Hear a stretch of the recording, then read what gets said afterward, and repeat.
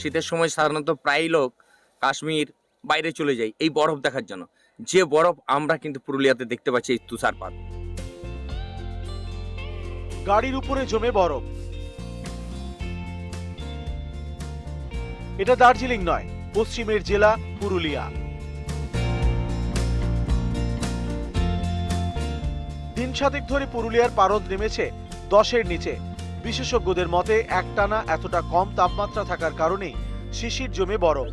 দিন 7 ধরে এই বরফের দেখা মিলছে ভোরের পুরুলিয়ায়, বেগুনকোদর, অযোধ্যার নানা এলাকায়।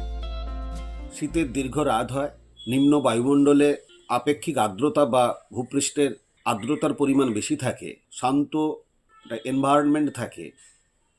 সেক্ষেত্রে ইভিনিংয়ের পর থেকে যখন লং ওয়েভ টেরেস্ট্রিয়াল বিকিরণ সংঘটিত হয়, গভীর রাত বা ভোরের দিকে নিম্ন বায়ুমণ্ডল মানে ভূপৃষ্ঠের কাছাকাছি বায়ু অনেকটাই শীতল হয়ে যায়। এক্ষেত্রে জলীয় বাষ্প ভেপার স্টেজ থেকে সলিড স্টেজ আইস ক্রিস্টাল বা ফ্রস্টে রূপান্তরিত হয়। রবিবার তাপমাত্রা চড়েছে দক্ষিণের জেলাগুলিতে। এক ধাক্কায় তাপমাত্রা বেড়েছে প্রায় 3 ডিগ্রি।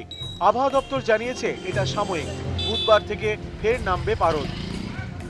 আগামী 2 দিনের মধ্যে আবার তাপমাত্রা কমে যাবে। কলকাতা পার্শ্ববর্তী অঞ্চলের জন্য আগামী এক সপ্তাহ 12 ডিগ্রি কাছাকাছি কন্টিনিউ করার সম্ভাবনা, ঠান্ডা বজায় থাকবে। পশ্চিমের জেলাগুলো স্বাভাবিকভাবে কলকাতার থেকে আরও 3 থেকে 4 ডিগ্রি তাপমাত্রা কম থাকবে। পুরুলিয়া, পূর্ব পশ্চিম বর্ধমান, বীরভূম, সেই সাথে মুর্শিদাবাদ, নদিয়া, এই জেলাগুলোতে অনেক জায়গাতেই সর্বনিম্ন তাপমাত্রা 8 থেকে 10 ডিগ্রি কাছাকাছি থাকবে।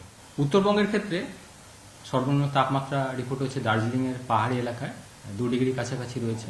তাপমাত্রা এর কাছাকাছি কন্টিনিউ করবে উত্তরবঙ্গের জেলাগুলির জন্য, খুব বেশি পরিবর্তন হবে না রাতের তাপমাত্রা। নিউজ 18 বাংলা।